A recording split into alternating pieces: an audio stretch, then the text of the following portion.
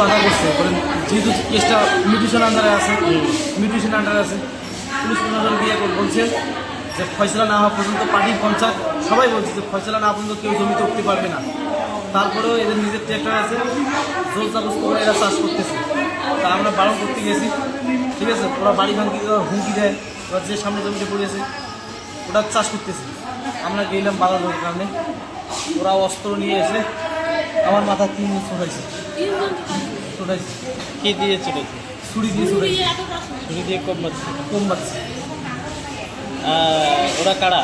ভুট্টু, সুট্টু, মহাসিন, তারপর হজরত, আনারুল, জয়নান, মোটা, তারপরে হচ্ছে আলম, তারপর হচ্ছে আমিন, জয়নাল নিয়ে আছে, জাকের।